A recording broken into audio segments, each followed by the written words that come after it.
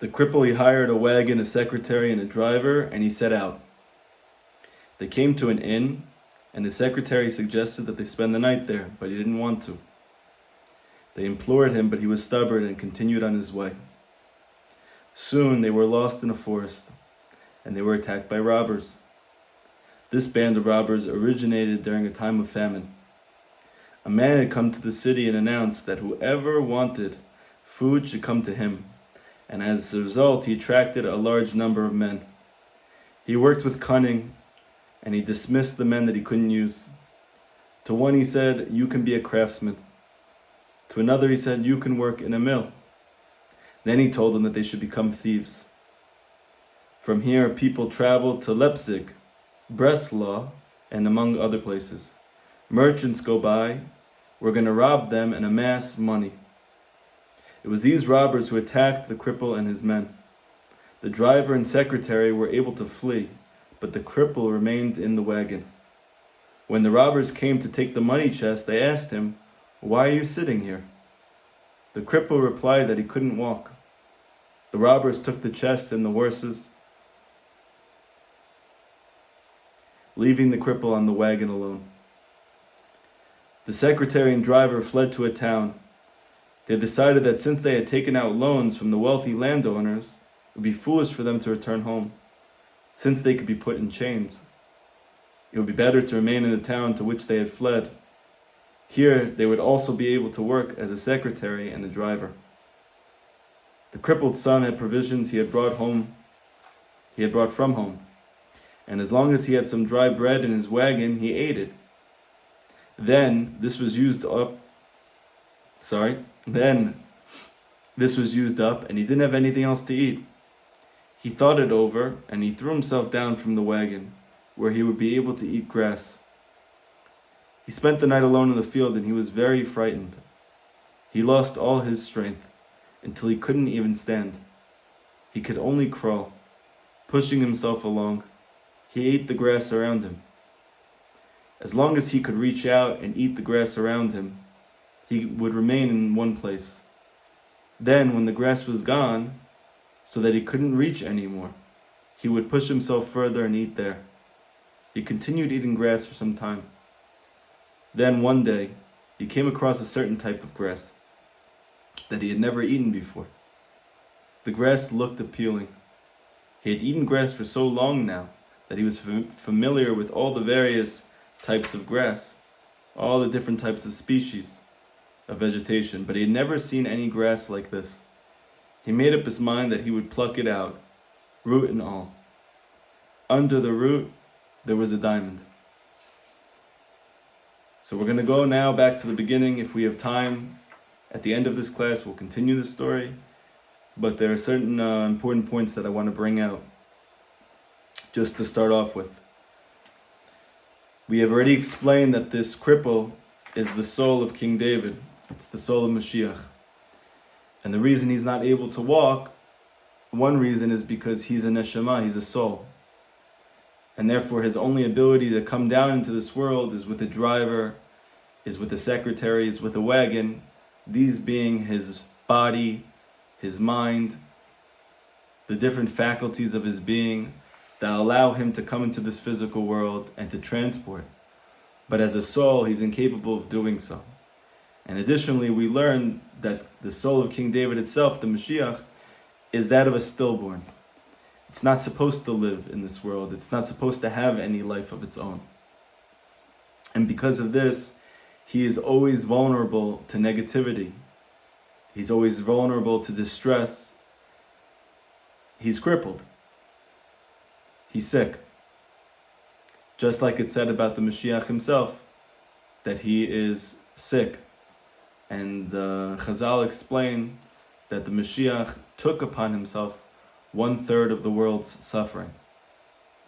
So if we can imagine just our own suffering and how much difficulty that's caused us, how much problems that has posed for us.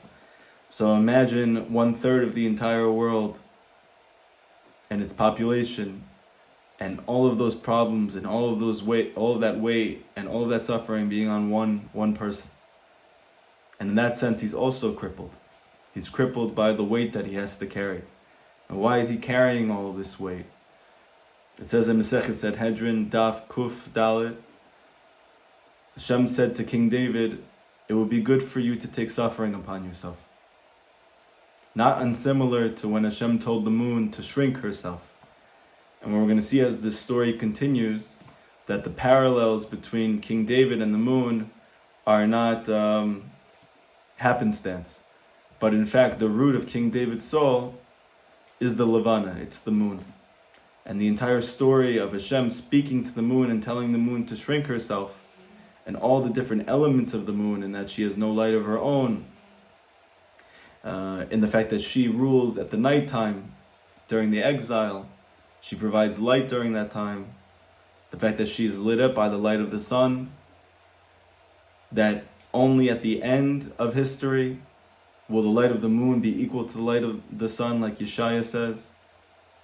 And all of that is corresponding to the life of King David as well, to the soul of King David, to the soul of Mashiach, that until that time when Hashem says it's time to save the Jewish people, he's afflicted and he's suffering and he's crippled. Just as the moon is waxing and waning constantly and has no life of its own. And as this story progresses, we're going to actually see that this moon is spoken about, its own process that it's going through. And you get to see how the son, who's unable to walk, that's not happenstance. It's not a coincidence. His inability to function, his inability to move around the world and to live a life which is considered normal. It's really all a reflection of something much deeper. It's all reflecting his soul root, which is called Malchut, kingship, or the Levana, the moon. And we see now, as he finally enters into the physical world, with his body, with his mind, they come to an inn, they come to a hotel, and the secretary suggests that they spend the night there, but he didn't want to. And already we see that there's a war going on in a person's body. That its body wants certain things and his soul wants something else. And we see that despite the fact that there is so many challenges and difficulties in this world, and it would be much easier to just go to the hotel and travel to the inn and relax. A Jew's soul is restless and it doesn't want to stop. It wants to keep moving and achieve the purpose for which it's created. Even when the secretary and even when the wagon and even when the driver are persuading that crippled soul to rest, to take a break, to relax. And he's stubborn and he doesn't want to. So they implored him, they begged him, but he continued on his way with his stubbornness. Rabbi Nachman speaks many times in his writings in Likutei Moharan. It's spoken about very often in Sichot Moharan. It's spoken very often about Rabbi Nachman's life, about the importance of being stubborn. And Rabbi Nachman says that there are going to be times in your journey where literally you have no koach to rely on. You have no inner strength. You have no clarity of mind. You have no support from those around you. And everything is pulling you to just give up and stop. You have nothing to hold on, nothing to stand on. And Rabbi Nachman says at that point, the only thing that you have, and the thing that you must hold on to, is to be an akshan, is simply to will yourself through holy stubbornness, to not give up on this pursuit. Because Rabbi Nachman explains elsewhere, when a Jew decides to leave a world of materialism and to find Hashem in his life, a spiritual life, the forces of judgment begin to impinge on him. and they surround him on all sides, because he's lived the whole entire life giving a lot of life force, a lot of energy, a lot of strength to the forces of darkness in this world. And up to this point, they haven't given him any trouble, because he's giving them what to eat. But now this soul is deciding, it's time for me to achieve the purpose of my life, and I'm not stopping for any given reason. And before he knows it, he's being attacked by bandits in the forest alone. And despite all of this, he doesn't give up. He doesn't stop. He doesn't even listen to himself, or that voice inside of him which is telling him, Yeyush, despair, give up. Because it would be much easier to just go to that hotel, to live a secular life, to not pursue this. And yet this soul is not giving up. It refuses. And I even heard recently, there was a shiur that was given by someone who has a website, and he writes beautiful Torah and Kabbalah. And he speaks about that there's 5 qualities of Mashiach that have to be. Because there's many things that are said in Chazal and the sages' writings about Mashiach, and some of it's conflicting. But there's 5 things that he explains that is unanimous, that he has to possess these 5 qualities to be the Mashiach. That's above and beyond what the Rambam writes in the halachot related to kings, that he has to build the temple, that he has to go in the ways of Torah like his forefather, King David, that he needs to bring the Jewish people to do tshuva from love, that he needs to bring all the Jewish people back to the land of Israel, and to fight the wars of Hashem. So that has to be for sure. But he says that there's 5 additional qualities. So he says the first one is that he needs to be a Talmid Chacham. Okay? So therefore that, it makes sense, but he needs to actually be knowledgeable in the written and the oral Torah. He needs to be someone who's fluent in it. He needs to be like King David, that he was learning day and night, and that before he went out to battle, he would learn, and that he got up in the middle of the night to learn. That the Mashiach has to be like that. He has to model himself after King David in that way, and as a result of that, to have a tremendous grasp on the Torah and to be able to teach it and to verbalize and inspire other people with it. So that's one.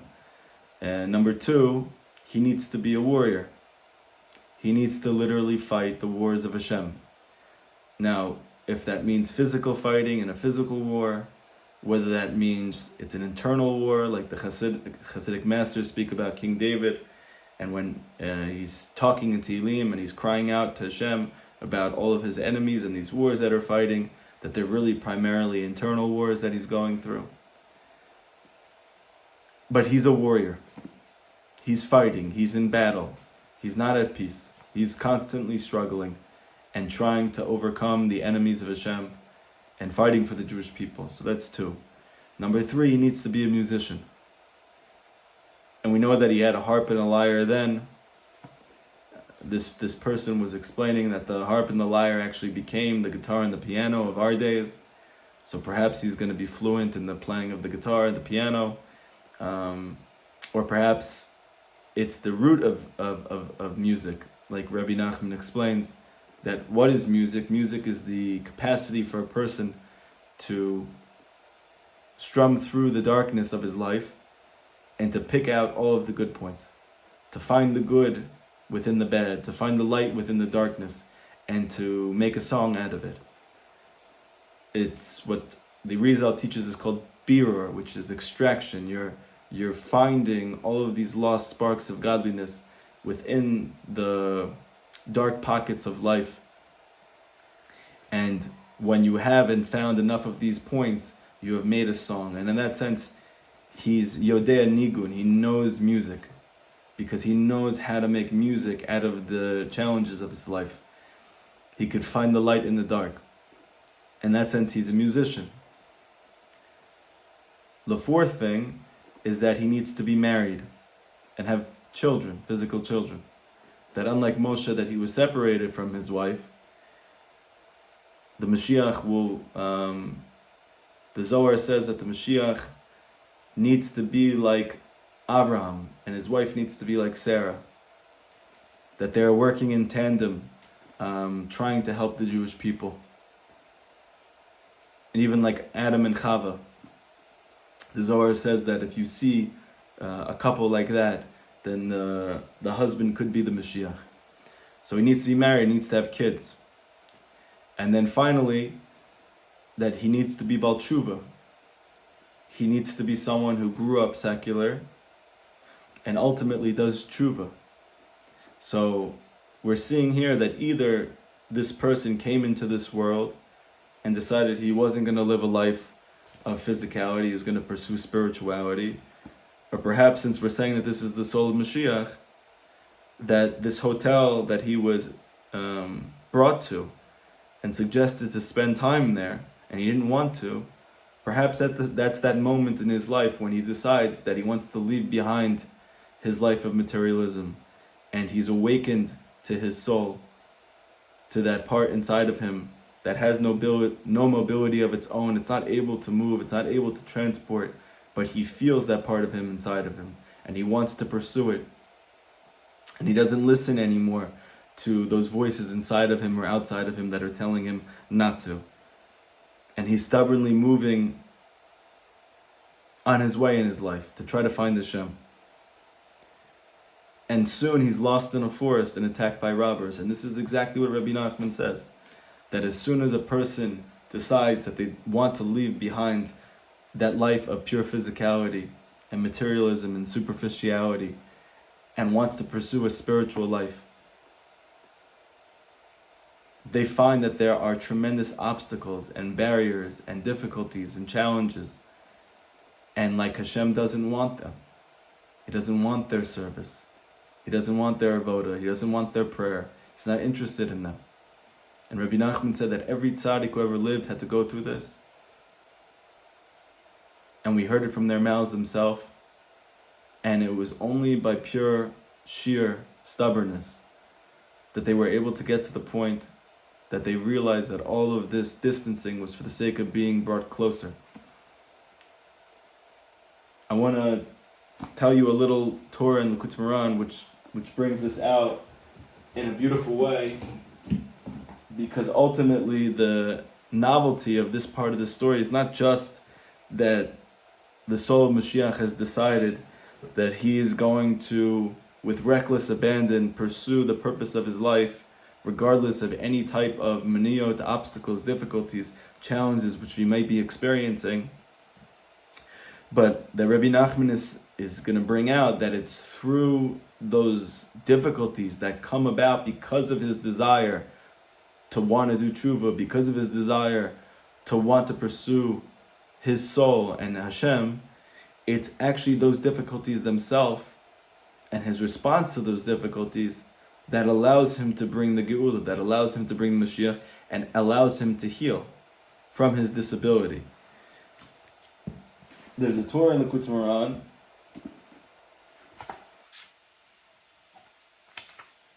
This is Torah 115. So this is Kuf Tet Vav. And Rabbi Nachman says like this: V'yamod ha'am merachok u'Moshe nigash el ha'arafel asher sham el Elokim. So this is from Sefer Shemot. And it says that the nation stood from afar. It was speaking about Har Sinai when we were receiving the Torah. And Moshe was approaching this dark cloud on top of the mountain. And it says, Asher Sham HaElokim, that there was God. And Rabbi Nachman says like this: Ki mi shehu holech begashmiut kol yamav, who he walks his whole life, all of his days in materialism, in physicality. V'achar kach, and afterwards, nit lahev v'rotzei lelech b'darchei Hashem yiparach. His heart becomes enlivened, and he desires to walk in the paths of Hashem. Azai midat hadin mekatre galav. Then the midah of justice accuses him. Ve'eno maniach oto lelech b'darchei Hashem yiparach. And it doesn't allow him to walk in these paths of Hashem. Umazmin lo mania, and prepares for him obstacles.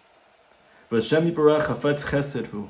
But Hashem Yiparach desires kindness. He desires love. Umastir et atzmo kivyachol b'mniya zot. And he conceals himself, so to speak, within the meniya itself, within the obstacle itself. Umishahu bar da'at, and a person who is a bar da'at, he truly knows Hashem. Hu mistakel b'meniya, he's going to gaze deeply within the obstacle itself. Umotze sham abore baruchu, and he's going to find there Hashem. Kamoda ita b'Yerushalmi, like it's brought in Yerushalmi Masechet Tanit. Im yomar lecha adam hey chan elokecha. If the Romans are going to say to you, where's your God? Tomer lo bichrach gadol sheba aram. Tell him, respond back to him. He's in the great city of Rome.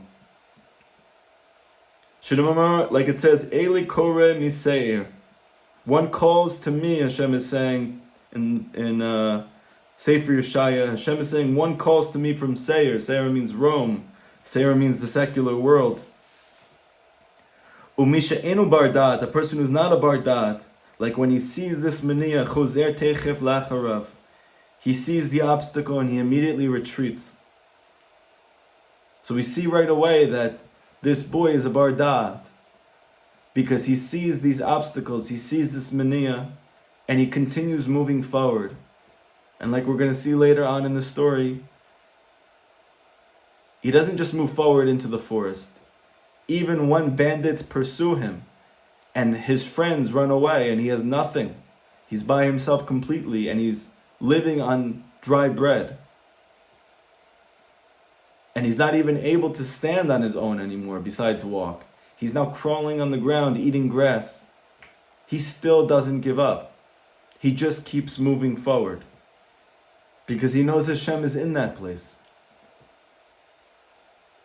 Umaniyahu bechinat anan v'arafel, and this maniya, this obstacle, is the concept of a cloud or a dark mist. Kenan v'arafel hainu hoshech, because this cloud and this mist is the concept of darkness. Hoshech hu lashon maniya, and darkness is the concept of the language of an obstacle. When the Torah speaks about hoshech, it's speaking about obstacles. Kamoshe Ketuv, v'lo chasachta, like it's said about Avram Avinu when he was asked to bring Yitzchak Avinu to the Akedah. And the Malach comes to Avram and says to him, v'lo chasachta, because you did not withhold your son Yitzchak, your beloved son, I know you have Yirat Shamayim, I know you have Yirat Hashem. He passed the test. And this word chasachta, which is the same letters as hoshech, means to withhold. So Rabbi Nachman says, you see from here that darkness means to withhold, meaning it's an obstacle.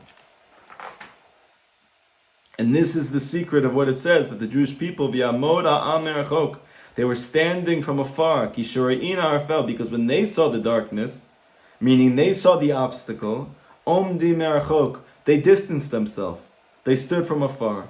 Moshe, shehu bechina da'at kol Yisrael, and Moshe, that he represents the da'at, the consciousness of godliness.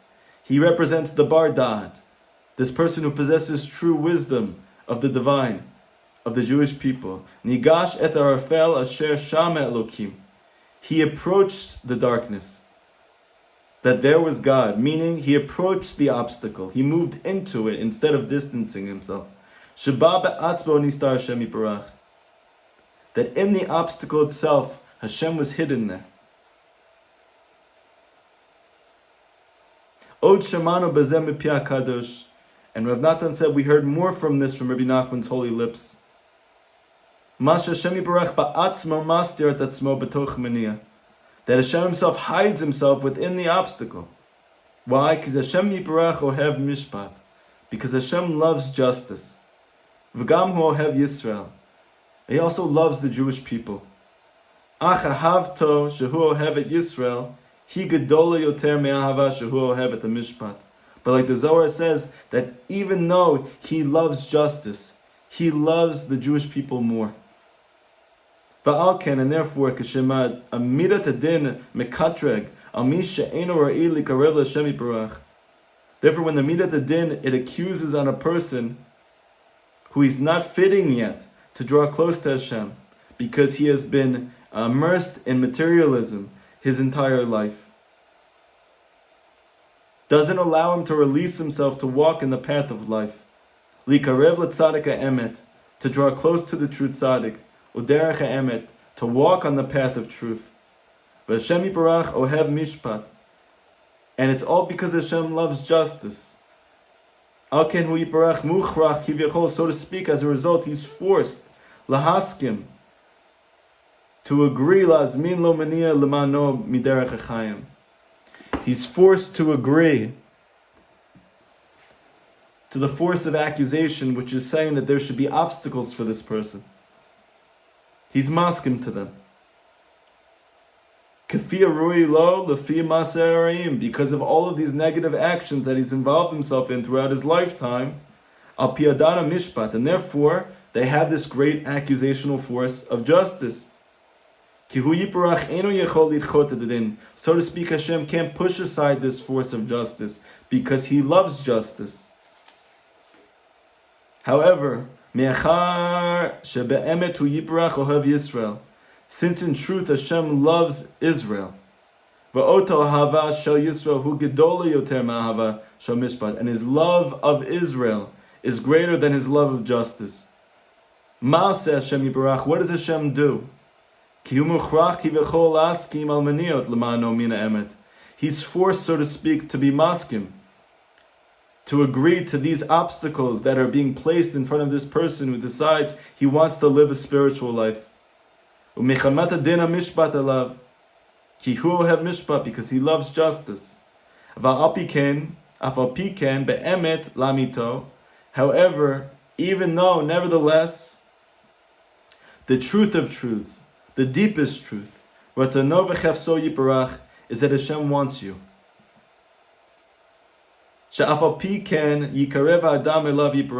He desires that you should draw close to him.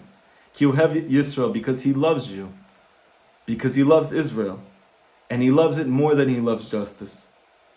Therefore, Hashem Yiparach noten reshut lazmin lo maniot, and therefore he gives permission to this accusational force to create barriers, to create obstacles, to create issues of parnasa, to create issues of health, to create issues of peace, to create challenges that you have not been privy to before, that you have never experienced in your life, that you never thought you would experience in your life. Avahu yiparach ba'atzmo mastir et atzmo kiveho betoch maniot. However, Hashem Yiparach himself hides within that obstacle. Umisha hu bar dat, and the person who's a bar dat, Moshe, or the one who's connected to Moshe, Yecholim sot Hashem Yiparach betoch maniya ba'atzma, he's able to find Hashem within the maniya itself. Ki be'emet ein shum maniya ba'olam klal, because in truth there is no obstacle.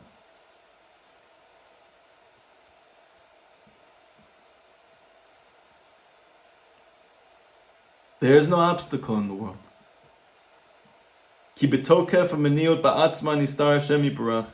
Because within the strength of these obstacles, Hashem himself is hidden there. And through the maniot themselves, through these difficulties themselves, daika, specifically, you're able to draw close to Hashem. Because Hashem's hidden there. And this is what it means, Moshe nigash et arafel, that Moshe approached the darkness, meaning the maniya, the obstacle. Kishama Elokim, because Hashem is there. So we see that this boy, despite already being crippled coming into this world, despite already being underprivileged and disenfranchised and disabled, through sheer stubbornness, he pursues Hashem. He pursues a life of spirituality. He pursues the welfare of the Jewish people, despite all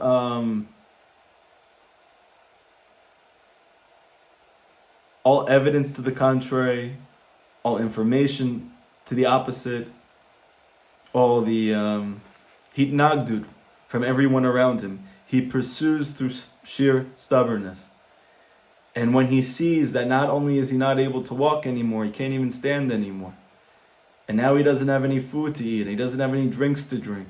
And he's crawling on the floor alone in a forest at night. He doesn't stop in despair.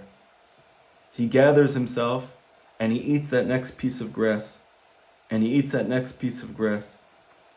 What are those pieces of grass that are keeping him alive?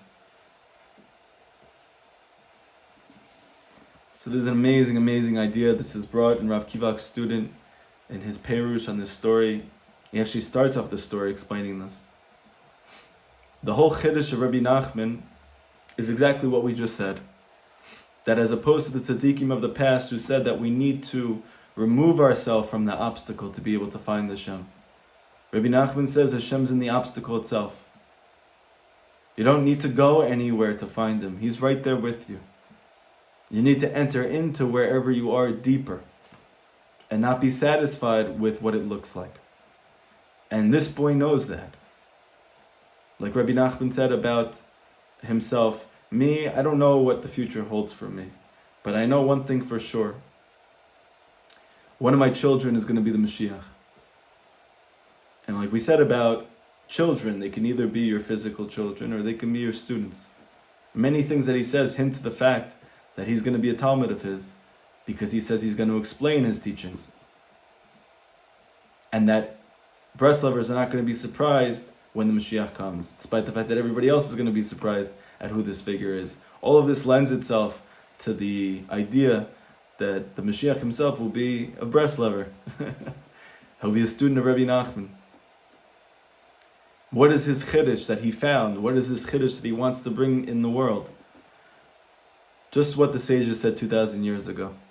That when people say to you, well, where's God in this world? Where's God in this war? Where's God in these difficulties that this generation is experiencing that doesn't cease and doesn't end, and the bitterness is so great, and people are crying out and screaming out and looking for any type of help, even in the secular world. So where's God in all of this? Tell them and believe that He's in the great city of Rome. He's right there in the darkness itself. How does He sustain Himself? How does He continue moving even though the darkness is getting denser? And the answer is He's eating this grass. What's this grass? So a piece of grass is something very small. It's something that's alive. It's something that can sustain you. It's something that can enliven you. This Perush explains that the grass are all of your Nekuda Tovot. They're all your good points.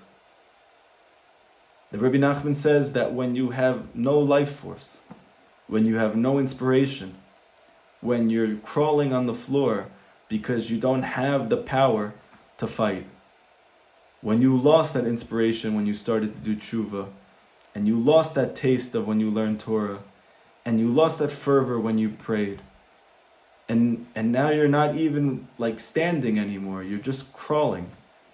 So where are you to turn to? So this is the time that Rabbi Nachman says that you should find true joy. It's bedavka in this situation right now that you can find that happiness you've been pursuing your whole life. Where is that happiness? It's right down beneath you. It's right inside of you. It's all of your good points. These good points that we're so conveniently brushing over, that we refuse to encounter and to give credence and credit to. We're so quick to judge ourselves and to look at ourselves unfavorably, to look at others unfavorably, to think about how I could always be doing better, I could always be doing more, that even the good that I have done, is it really that good? Did I have other motivations? Constantly picking holes in ourselves and wondering why we're not happy. And Rabbi Nachman says you don't live to live a life like that. Hashem doesn't want you to live a life like that. You must find your good. Because Rav Natan explains that that good itself is where God is hiding. It's those good points. That's what you need to find right now. Those Nekudot Tovo. Just like Rav Natan explains that at nighttime, you see the stars, right? The lights in the stars, that before the sun comes back up, you could find these little points of light that keeps you going through the night, that allows you to make it through the night so you can see the sunrise.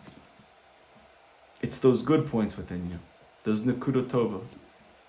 But in the beginning, it's hard to see those stars. You have to look for them. And Rav Natan said this is the secret of Rosh Chodesh, the first mitzvah that we were given in the Torah. That you had the Chachamim, they had to go outside and they had to designate Rosh Chodesh when they saw enough light in the moon. But it's only a little bit of light.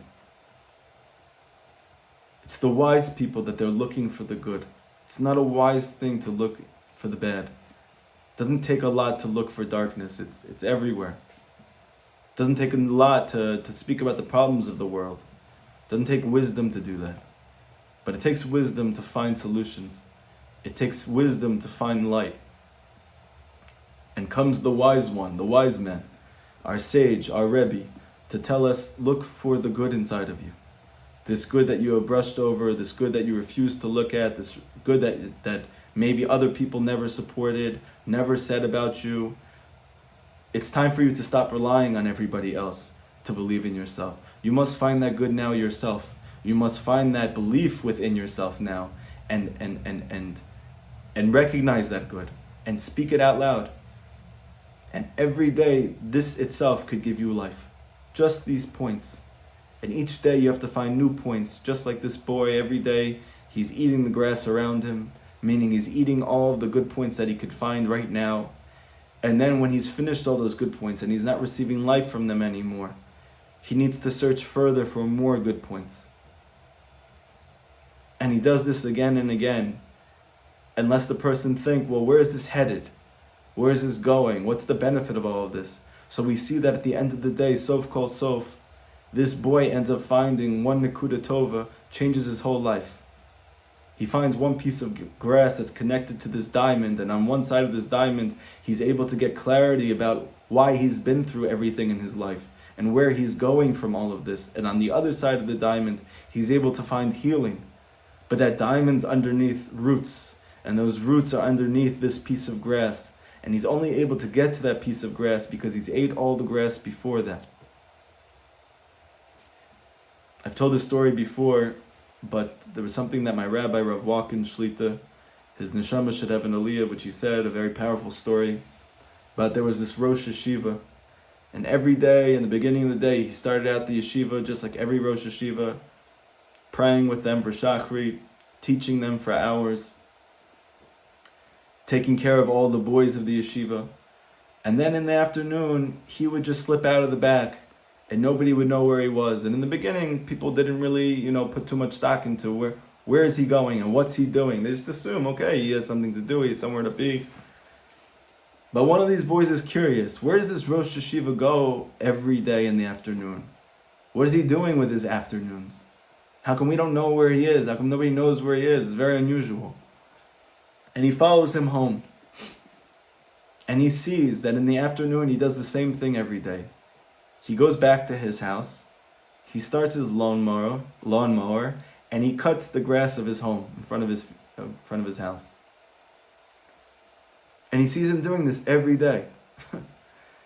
And one day he can't help himself but to ask his Rebbe, this Rosh Yeshiva, this tzaddik, why are you spending time every day mowing your grass? You can get anybody to do this for you. One of your students will do this for you. You could learn, you could teach, you could write, you could help so many Jewish people, and you're spending your afternoons mowing your own lawn. Why are you doing that? And the Rosh Yeshiva said back to him, not so long ago, I was in the Shoah, I was in the Holocaust. And I had no food to sustain myself on. I had nothing to drink. I had no livelihood. I had no sustenance. And the only thing that kept me alive for all those years in the camps was this grass. I ate grass every day. And that was the only way I could survive.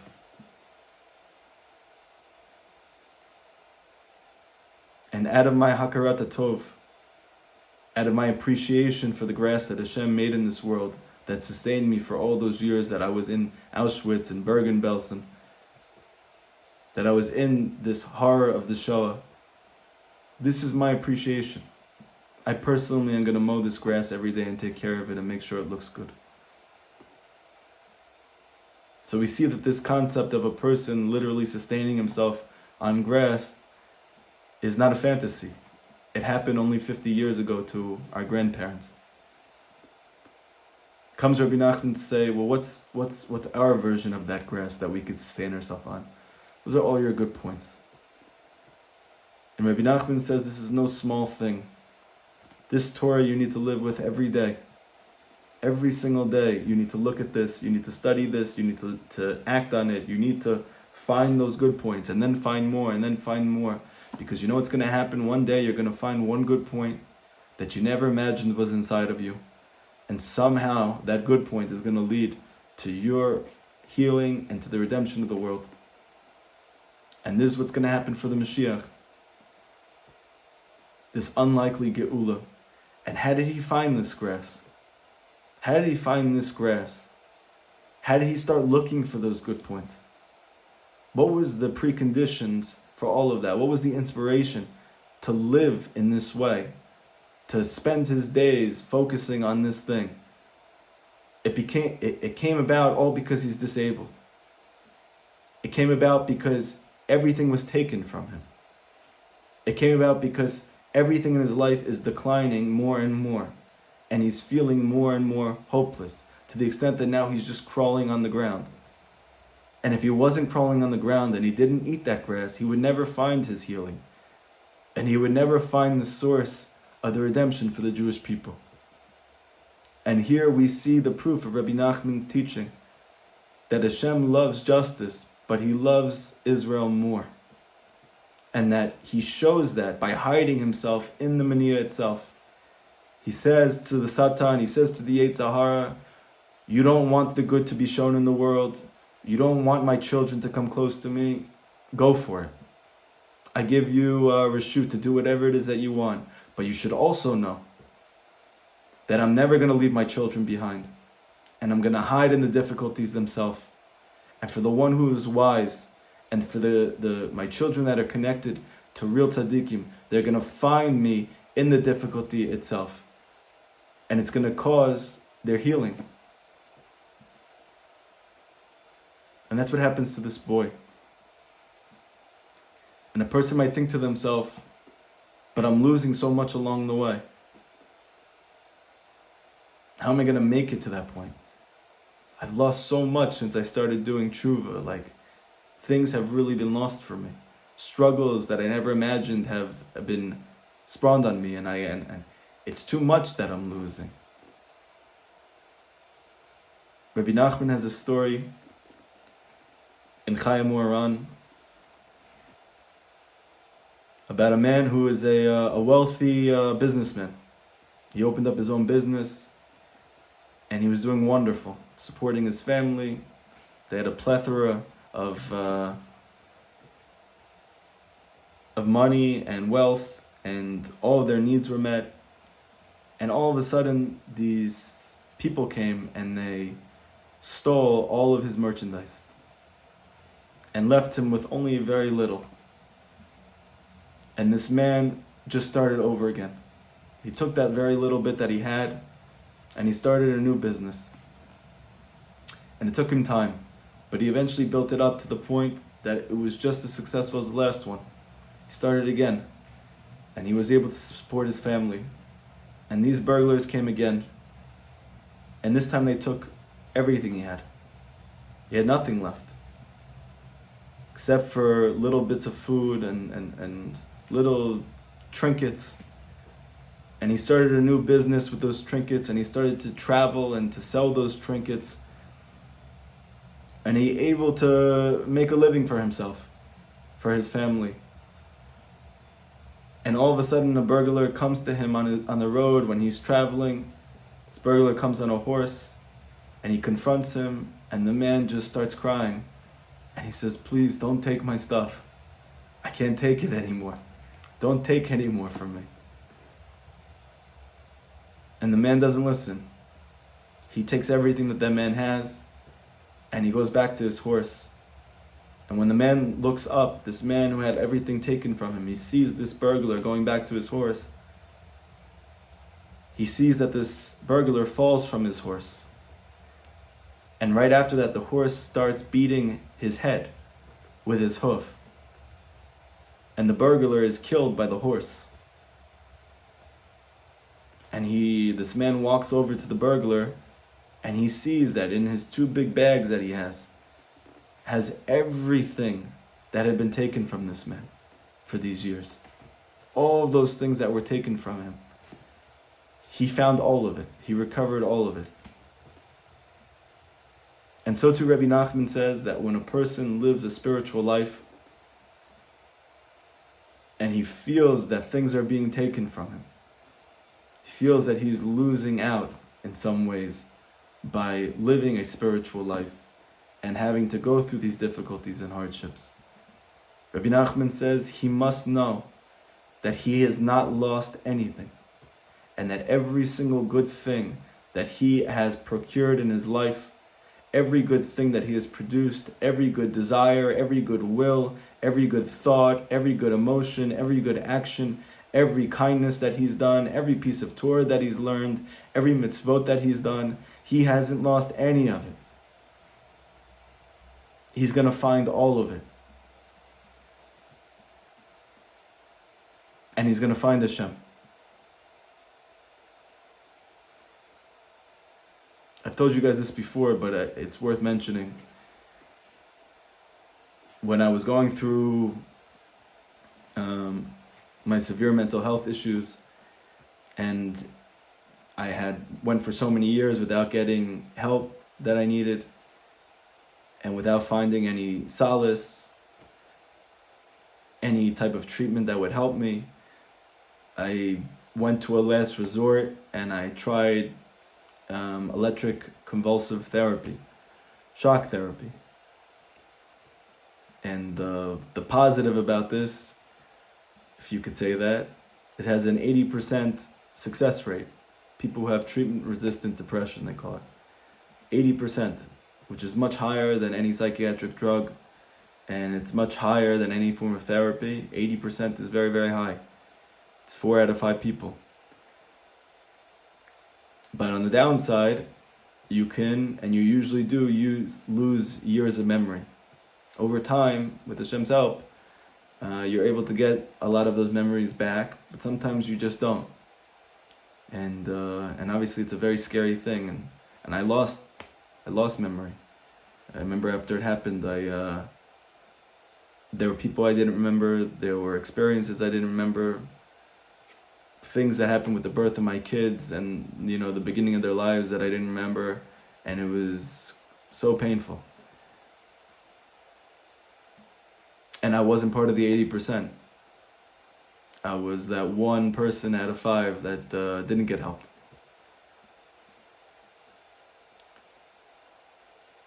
But when I started over again, and I started to look at what I was learning, I realized that despite having lost years of memory, I didn't forget any of the Torah that I learned. It was something, unbelievable. And it gave me unbelievable solace to know that despite the fact that I lost all of this memory, this thing that I've been engaged in for years is so real, and it's so beyond any of the difficulties I've been through. This spiritual life that I have put so much into and sacrificed so much for, none of it is lost. Even just in this world, none of it's lost. And all the more so when we get to that place that we're all looking forward to, how much we're going to see, how much we've accrued, how many good points, how beautiful those things are in the Golden Mountain in Pearl Castle, where everything is valuable, where everything's priceless. You don't lose anything. And this boy, he doesn't lose anything by going into the forest, by losing now his ability to even stand on his own, crawling in the middle of the night by himself, alone. He doesn't lose anything. He gets it all, and he gets much more than that. And this is the thing that we need to understand now, that people that we love have been lost in this war, that we personally have experienced difficulties and challenges, and maybe we have lost different kochot, whether it's, our health has diminished, or whether it's our wealth has diminished, challenges that we've had at work, difficulties in our relationships, family members, friends, just to know nothing is lost. Nothing is lost. Every good thing, even the people that we love, they're not lost either. And in the end, everything is going to flip for the very best. Everything is going to turn for the very good. And it's all b'davka through that difficulty itself, through that challenge itself. I want to tell you another short Torah from the Likutei Moharan. This is Torah 195 in the Likutei Moharan. It's Torah Kuf Tzadi Hey. Rabbi Nachman says like this, there's a pasuk in Tehillim, it's Perek Dalet, pasuk Bet, B'tzar herchaftali, that in my distress you relieved me, King David said. So Rabbi Nachman says you need to look closer at this pasuk. He's not just saying that Hashem didn't abandon him, and that he went through a difficulty, but that Hashem didn't leave him, and he ended up coming out on the good end. He's saying something much deeper than that. Hainu shigam afilu ba'atzar ba'atzma, that even within his tsar itself, within his distress itself, Hashem yibarach marchiv lanu, Hashem provided him relief. Ki im yistakel adam al haste Hashem, because if a person gazes on the kindnesses of Hashem, yirash afilu be'etz Hashem yibarach meitzer lo, he will see that even while Hashem is causing him this distress, gam ba'atzar ba'atzma, in the distress itself, Hashem yibarach marchiv lo, Hashem is bringing him relief. Umagdil chasto imo, and he's increasing his kindness with him. And this is what the pasuk means, B'tzar chaftali, that in my distress you have relieved me. Hainu, meaning afilu b'toch hatzar ba'atzma, but meaning in the distress itself, natata li charchava b'tocha, he has given me relief within the distress. Milvad mashanu mitzapim sheshem yibarach yoshi'enum b'karo mikol tzarot. That's besides the Yeshuot and the redemption and the Geula and the Mashiach that Hashem is going to bring for me in the future. That within the tzarot himself, v'yetev imanu me'od, he's doing such good with us. Achafilu gam ba'atzar ba'atzma marchiv lanu, that within the stress itself, he's providing us with relief. And this is what we're saying. These challenges, these difficulties that are being thrown upon us, whether that's personally or whether that's collectively, whether that is nationally or internationally, whether that's within our nation or that's from the nations of the world, in the distress itself, Hashem is providing the relief. And Rabbi Nachman says in the first lesson in Likutei Moharan, an ish Yisraeli, he gazes deeper. He stakel the chokhmah that's within everything. He's looking for the good in the darkness itself. He's approaching that mist and he's finding Hashem in that place itself. It's not just that we are waiting for Mashiach to come. It's not just that we are pining and waiting for the Geula. Yes, we need to be doing that also. And yes, it's coming. And Bezrat Hashem B'Karov B'Merav Yameinu, it should be so soon. But Rabbi Nachman says, but Hashem's good. And Hashem's good is not just for the future. Hashem's good is right now.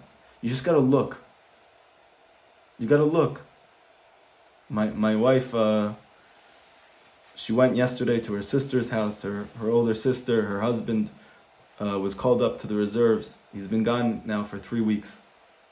They have 5 kids at home. And not pashut and not easy. And the family, Baruch Hashem, is there and they're supporting her, but it's hard for all of them to see their daughter, to see their older sister in this place. And my wife went with her younger sister to their older sister. The older sister is the one whose husband was brought to the reserves. And my wife yesterday spent the day by her, and they did Havrashat Chala, which is tremendous segula for Jewish women, a mitzvah to make challah and to separate the challah. It's an 8 ratzon, it's a time of tremendous favor from above. And they did that together, and they said Tehillim together. And my wife told her sister, listen, I know this is really hard, and I know you're going through it right now. And I know this may not feel real for you to even do this. But my wife said to her, just say thank you. Say thank you that your husband's in the IDF. Say thank you that your husband has been away for 3 weeks. Say thank you that you've had to take care of the kids by yourself. Say thank you for all of this. Because even though it doesn't feel real for you, even though it feels so far from you, you have to know that Hashem is doing good with you. And He's taking care of you. And even this is good. Just say thank you for all of it. And my wife told me that today, the next day after she did that, her husband was sent home from the reserves and wasn't given a time to be told to come back. Just indefinitely, out of nowhere, her husband was sent home. And you just see the power of gratitude. You see the power of appreciation. You see the power of looking deeper. You see the power of finding the good in this place. Because, are they going to do Havrashat Chala? Are they going to say Tehillim all day? Are they going to bound together as sisters? Are they going to do any of those things if her sister's husband isn't sent out to the IDF? Am I going to be doing thousands of hours of Yibodadut, and I'm going to be teaching all of these classes? Am I going to be learning so much Torah if I don't suffer so much from depression, if I don't suffer so much from anxiety, if I don't have this aching pain and this big hole in myself that I can never fill? If it was full, would I be doing all these things? And in this you could see the goodness of Hashem and the kindness of Hashem. He's hiding in the difficulty itself. And this boy ends up finding his healing from his crawling, from his destitution, from his lack of food and drink, from his lack of life force. He finds Hashem in that place because he knows that Hashem is good. He believes that Hashem is good. He believes that Hashem hasn't abandoned him. And he's looking for Hashem in that place. And he's not giving up. And this is the lesson from this week. Don't run away. Don't run away from what you've been through. Don't run away from what you're going through right now. Don't run away from the fear. Don't run away from the anxiety. Move in. Move in. Because the Yeshua you're looking for is not outside. It's inside of that thing. If you move in, you'll find it. Moving in Hibodadut, moving in your Torah learning, moving in your gratitude, moving in and finding those good points within this, and then you'll see, ask yourself, what is it that I could do right now? What am I feeling motivated to do because of this distress I wouldn't do otherwise? The chances are in that place you're going to find the kindness of Hashem hiding there. You're going to find Hashem concealing Himself in that place for you. And Bezrat Hashem, with this, you'll all see Yeshua just like this boy found the Yeshua. You'll find healing just like this boy found healing. And through our collective avoda in this, that thank God we have a tzaddik who teaches us, we don't just have to wait for redemption. We don't just have to wait for it to get better. We can find Hashem right now. We can bedavka find Hashem in these difficulties. And that's the greatness of the tzaddik, and that's the greatness of the sage who told us to water these trees, to get this wisdom out to everybody, to stop waiting for it to get better, and just to find the good right now. And that itself is what makes it better. That itself what turns the whole world from the side of judgment to the side of merit, to bring the whole world to tshuva. It's just by finding the good right now. Like it said about King David that he had beautiful eyes. Like it said about Yosef HaTzadik that he had beautiful eyes. Like it said about Rachel Imenu, she had beautiful eyes. That they see the good in others. They see the good in themselves. They look for the good. It's the looking for the good. That's what makes you a Jew. And Bezrat Hashem, b'schut this, we'll see the Mashiach, Tzidkenu, B'mirav Yameinu, we'll see the building, the Beit HaMikdash, all the captives of the Jewish people that are trapped in Gaza right now for 3 weeks should be released healthy and happy, returning to their families along with all of the soldiers who are fighting for us. And Bezrat Hashem, we should all be together in the land of Israel. celebrating this unbelievable, jubilant, happy experience of seeing all of the darkness and all of the exile and all of the challenges flip to the sweetest, sweetest, sweetest redemption. To hear that new song, that Shir Chadash that Rabbi Nachman speaks about, this song like that has never been heard before, and that our friends and family who maybe are not connected to Torah, not connected to Judaism, that we're just praying for every single day. A shofar is blown and everyone comes back, and we're able to see that we were the ones who plowed the way for everybody else to do that, and we get to experience all the sheaves that we have been procuring and lifting up and extracting and not knowing that we are, and we're able to walk with tremendous joy at all of the good that we've been able to accomplish in our lives and for the world around us. Everybody have an amazing week, and I'm looking forward to continuing the story with you.